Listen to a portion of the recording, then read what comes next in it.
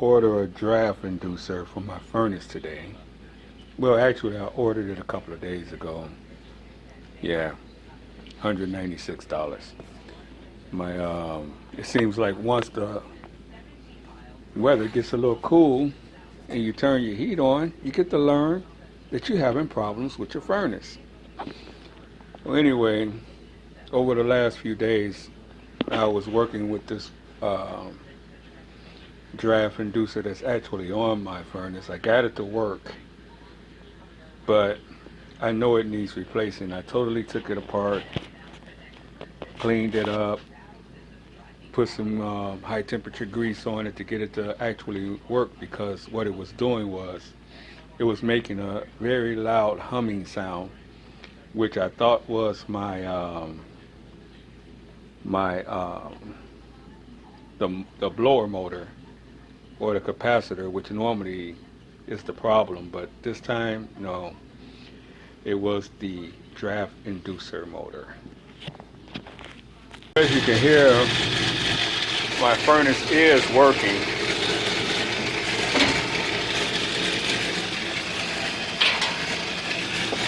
And this particular item right here is the draft inducer. Before, it wasn't turning at all.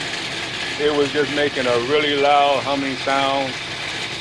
So I poured it totally out and I took it totally apart, and I'll show you it once I get it out. I'm going to replace it even though it's working right now, because it still sounds a little loud. Okay. A new one.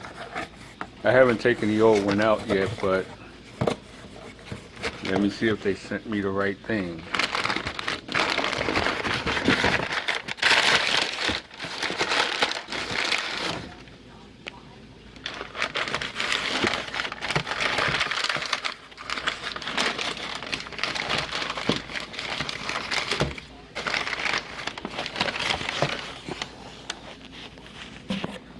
Give me a second.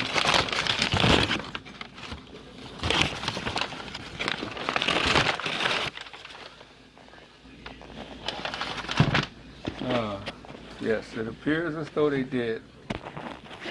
Here's the filter.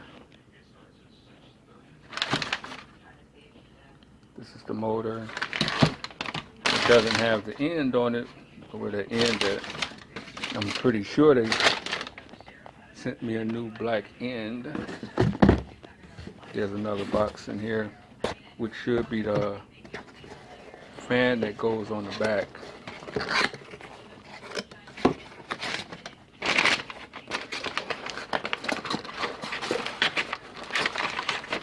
Yeah. See, that's the little wheel that goes on the back. And this should be the fan.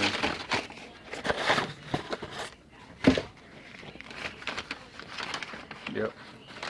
That goes to the back of the other one. It goes on the back here.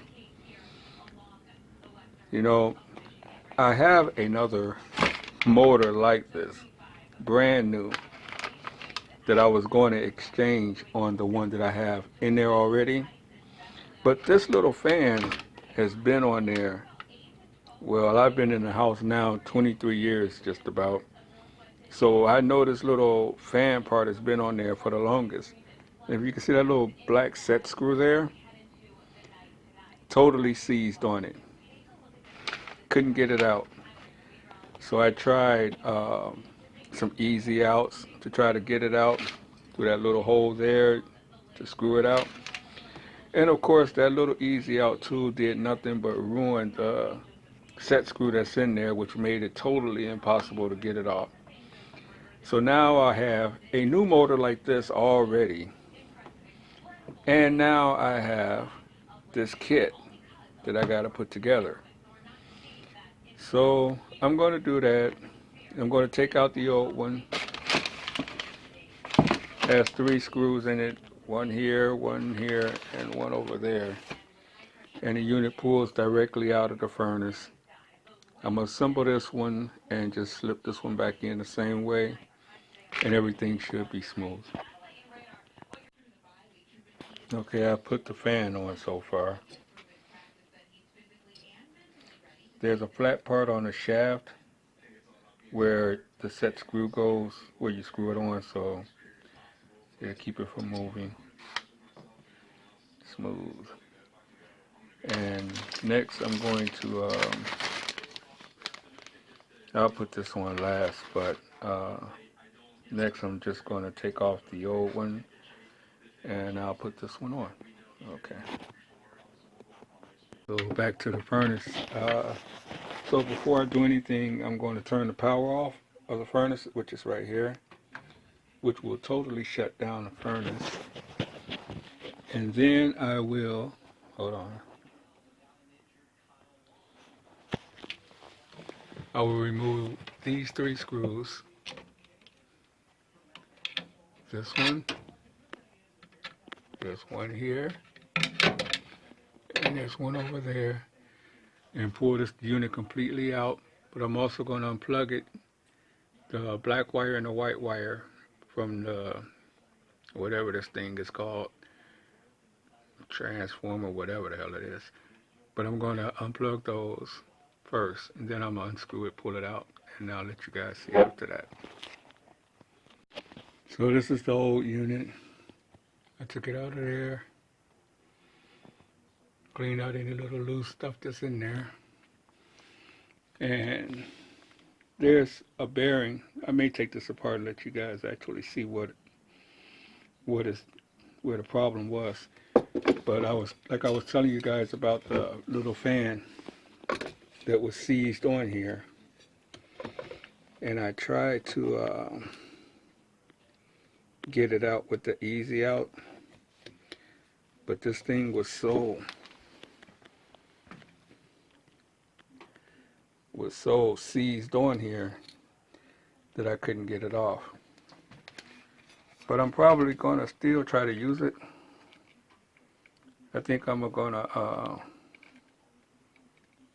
hacksaw the shaft off right there, because I have another motor for this darn thing that I couldn't find a fan on Amazon at first, but I found it after I ordered the other unit. But I'm gonna hacksaw it off. If you can see that shaft in there, cut the fan off, pull this thing off, put the new one on that I got, well, that I've had for about a year or so, and set this back up and have a spare. But yeah, so this was my problem. It was seizing up. This little shaft wouldn't turn anymore.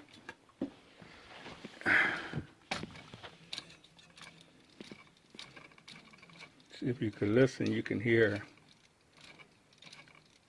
like a little difference.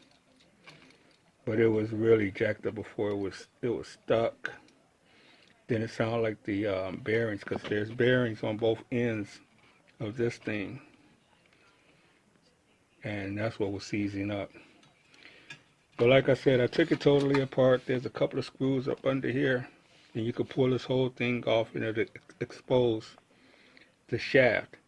And then I used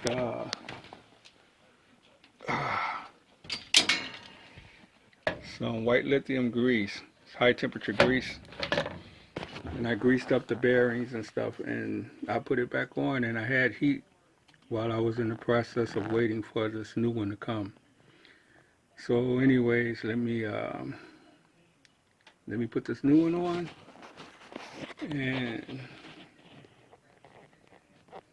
that'll basically be what I'm trying to show you. Okay, hold on. Oh yeah, I'm almost all the way in, but I'm using a 1/4-inch socket on the screwdriver, and I want to show you guys a little trick that the last furnace guy, when I first moved here, showed me something about the screws. Because the screw goes in like this, but when you lean this away, it normally falls out. So he suggested, or he told me, that if you take a little piece of toilet paper and stick it in there, then put the screw in, the screw will stay. And then that way you can line it up and screw it in the hole.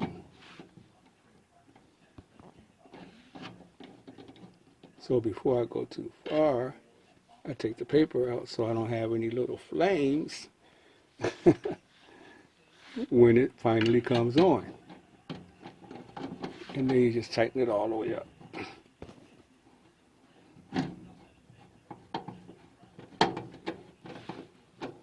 So that's one.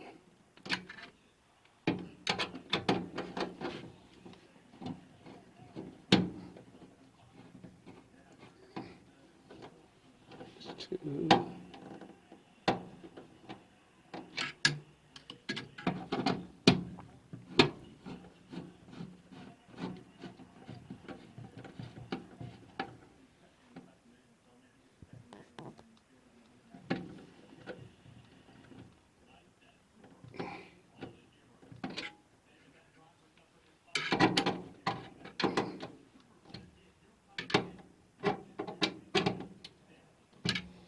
Do a little turn.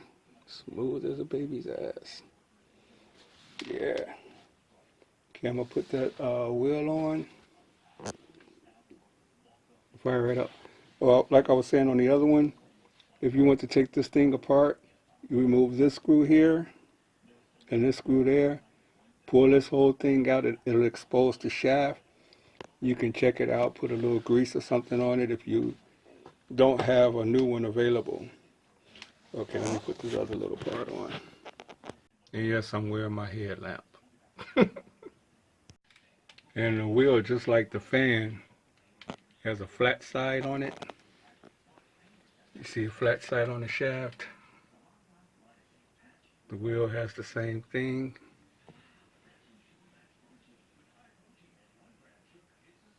So you make them match, then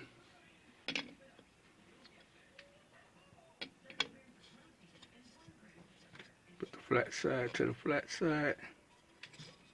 Hold on. Okay, let me get back. I need two hands. The wheel is on. And then the last thing you do is you lock it in with the little thingy here. So let me do that. So I lock that in there.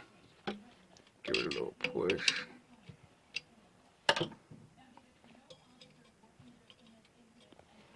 Then the next thing you want to do is you want to connect it back where it goes to the bottom.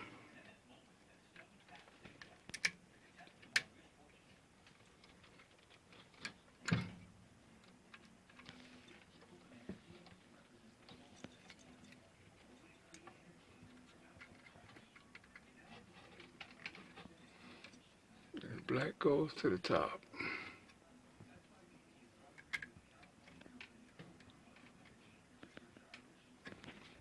Okay? Smooth as a baby's ass. And then I'll turn the power on. And let's see what happens. That's the electronic.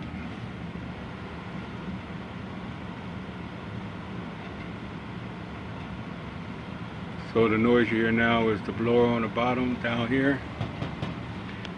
Then once the sending unit over there kicks in, the igniter will light up. Once the wheel starts spinning at a certain pace, it's going to kick it in. So the sending unit is going to send a signal that the heat needs to come on. The wheel is going to spin. Then the igniter is going to light. Then the flame should come out. And hopefully it's a lot quieter than what it was. So let's give it a minute and see if this works. Not sure what the temperature in the house is now, but it should ignite.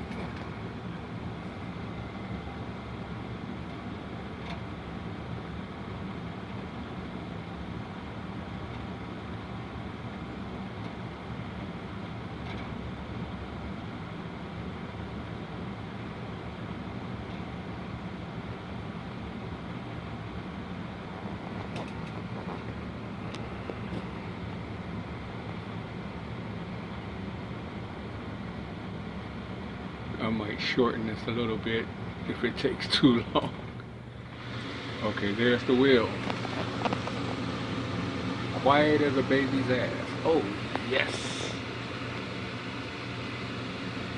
Then igniter is going to start lighting up. This is the way it's supposed to sound. If you go back to the beginning as opposed to now, you'll see the difference. See the igniter starting to light? The electric igniter. Then the flames are going to kick in. There we go. Now we're in business.